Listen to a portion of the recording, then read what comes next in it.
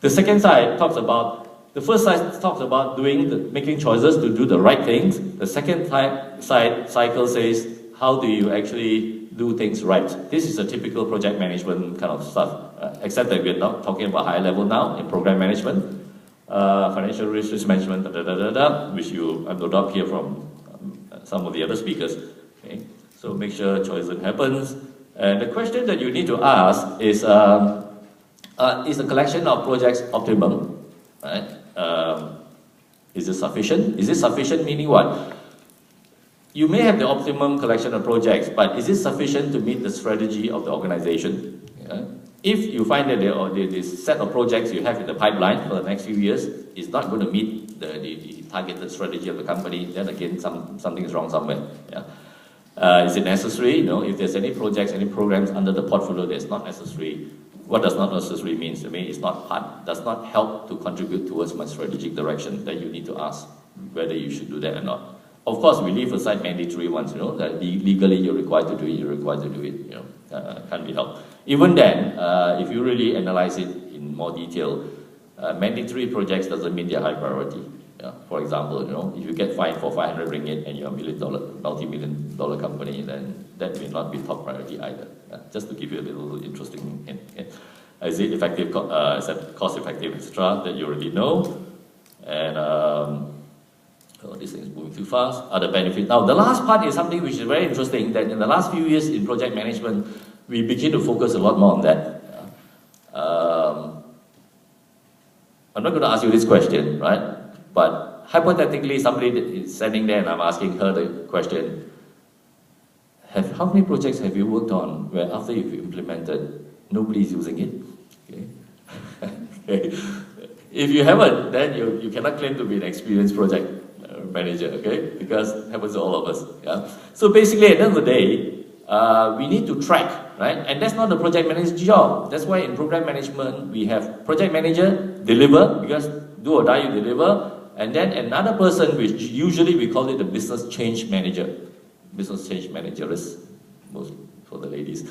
Then that person is supposed to make sure that whatever is implemented in the next 2 years is going to deliver the benefits, right? Not just people using it, but the benefits which are planned is going to be accrued. And effective governance requires clarity, effective portfolio. Okay. Now, what does that mean? Okay. Basically, in a nutshell, what it says is that for you to have proper governance of your portfolios, you really need to look at in what way is your organization organized, right? You know the idea about a federated organization. Yeah? Politically, for example, if you compare us and UK, yeah, which is very centralized governments, with a country like Australia, for example, which is very federated, every state is very independent. Yeah?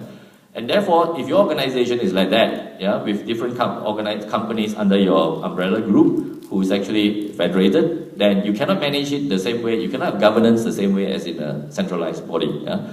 And that's the gist of it. And portfolio governance, this is just a picture that illustrates the way that the UK government Cabinet Office kind of lays it down. The way they do it is that in terms of portfolio governance, you need to look at the liaison. So on the left-hand side, these are just examples of different department sections within your organization. And sorry, that is a bit unreadable, the white one. But you can download this, bits that you don't have later on. So it talks about who you need to deal with. And on the second row, you talk about the portfolio office. Remember the support office? It could not necessarily you have to set up a room with 100 people there. It could be a virtual office, for example. Yeah, but you need to have that kind of group. And on the right-hand side, these are examples of the kind of job responsibilities. Right? No, incidentally, even the Cabinet Office recommendations within their own UK government does not make it mandatory for people to have titles like senior resource manager, senior program manager, etc. Right? It's just that the responsibilities must be taken care of. So if you look at your organization, when you go back the next few days, take a look at your own organization and try and see, are these kind of responsibilities in place? And if not, maybe you might. Well, it depends on what kind of boss you have. If your boss is a very, likes good ideas thing, give him some ideas, right, about the need in the long term to set up this kind of responsibilities. The factors in aligning change initiatives to corporate governance. Okay, so there are a few factors I'd like to share with you. Governance alignment, clearly defined roles, responsibilities, and accountabilities. Yeah, earlier I talked about program management, project management, etc. So the roles and responsibilities must be defined.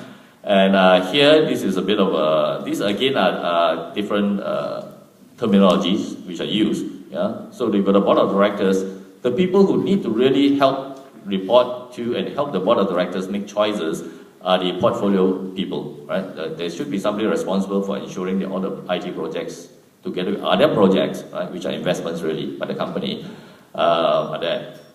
So we have investment committee and change delivery committee. Remember, there's one group to choose what to invest in. There's another group to make sure that things are happening the right way. Project manager has to have a project board, which basically is overseeing the project manager. When you see the word board, incidentally, just like the board of directors, they are not people who sit around every day. Yeah? It's more of a forum. What is a forum? A forum is something like that, right? We meet once a year, we meet twice a year, depending on the organization, and we make major decisions on behalf of the organization. Yeah? So project board, just quickly, SRO incidentally stands for, what do you think SRO stands for? No, I better not make funny jokes, too many ladies here. So senior responsible owner, okay, so that's a term used in the UK, but you're allowed to use any other term. So senior responsible owner is actually a part of the portfolio group, very, very senior managers. So somebody is being picked to lead a program, okay, so program board. BCM is, remember just now I told you that besides the project managers and all that program managers, we've got the business change managers who need to make sure that implemented stuff gets well. So these are a few things that already are in place within the overall corporate governance, yeah? And they should actually have linkages to your portfolio investment of projects and programs. Financial health, is what's the financial health of the organization and the programs and projects. This one obviously represents risk. Okay?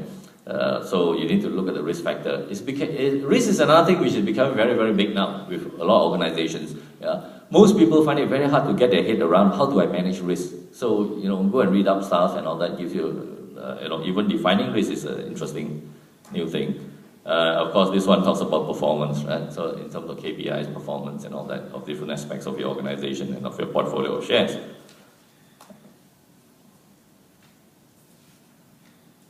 Okay, shared understanding. Okay, what do you mean by shared understanding? It is decision making. Okay, you need to make sure that there's shared understanding of, let's say there's a KPI set at the organization level, okay?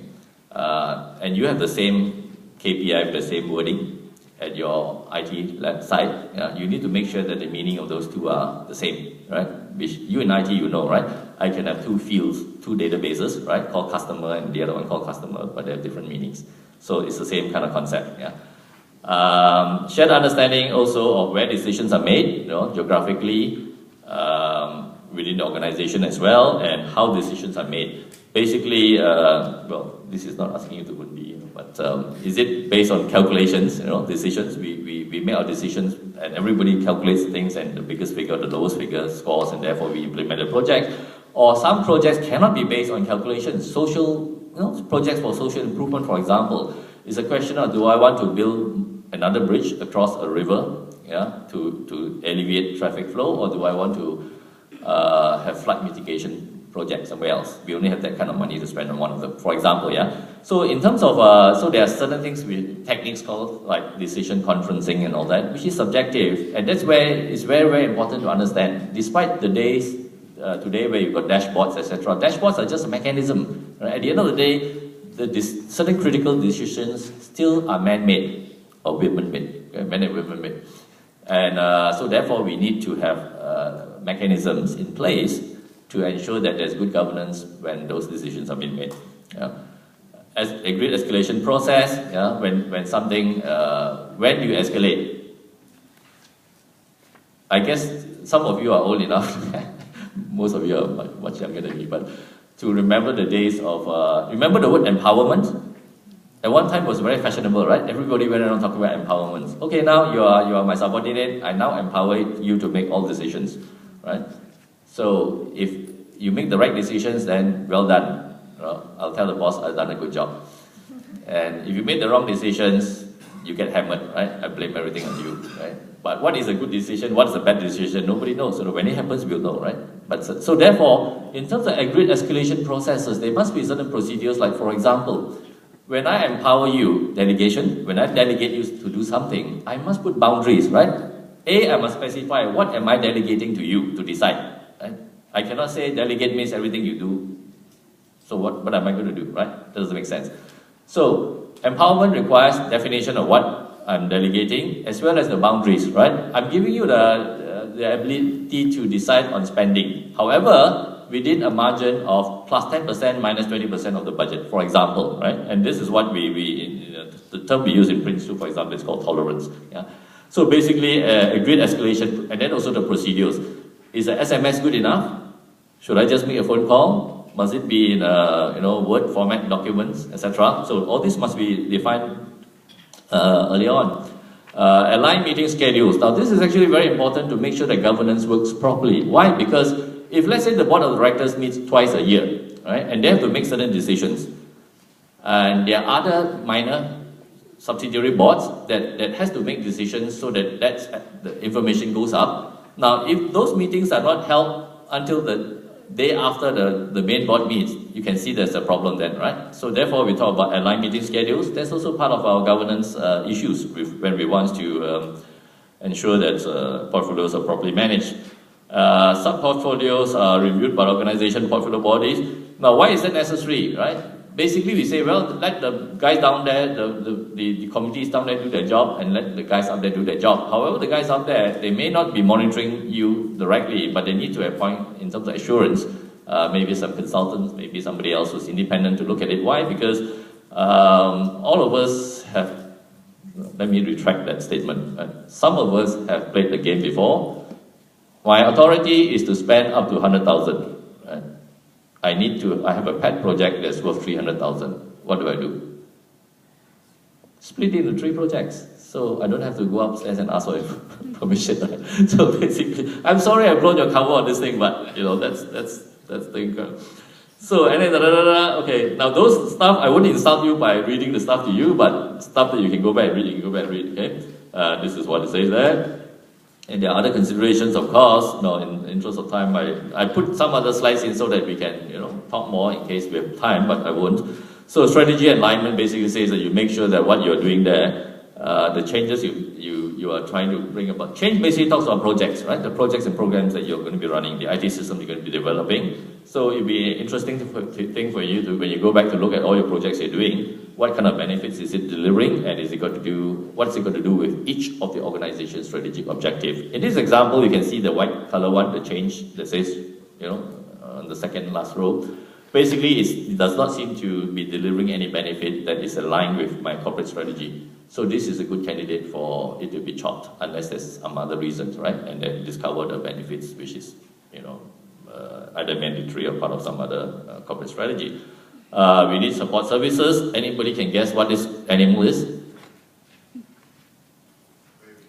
That's what I don't know. Prairie dog is probably also a gopher. I'm not a animal person to that extent, but yeah, I thought it looked like a prairie dog, it looks like a desert kind of landscape. So basically, well, according to the clip art cartoon, it says it's a gopher. You know what's a gopher? Gopher is the animals, I think they dig holes like prairie dogs in the ground and all that. I used to be called a gopher in Marks and Spencer's. Why? Because I was the idiot who, the most junior guy. People need more pencils, they send me out to get pencils, by teh tarik, of course, it's not teh tarik there, but tea with 3 sugars. So a gopher, basically, now PMO, a project management office, sadly, in many organizations is treated as a gopher. Yeah? So basically, this is what is going to happen. If you are involved in a project management office within your IT department or as part of a project management office, my suggestion is go and read up and propose to management to ensure your survival and your rapid promotion, that your project management office really should be like an octopus. It's got lots of other duties that support the senior management as well. Because if you are just supporting the project manager and not the senior management, guess what happens? They don't know you exist even, right? So no good for your career. So go ahead and, after this, go and find out more about these things. So get rid of the gopher and go for the da-da-da. So this is just a definition of portfolio office. Again, lots of stuff on the net you can read. And in summary, okay, I just quickly wrap up. Governance is the most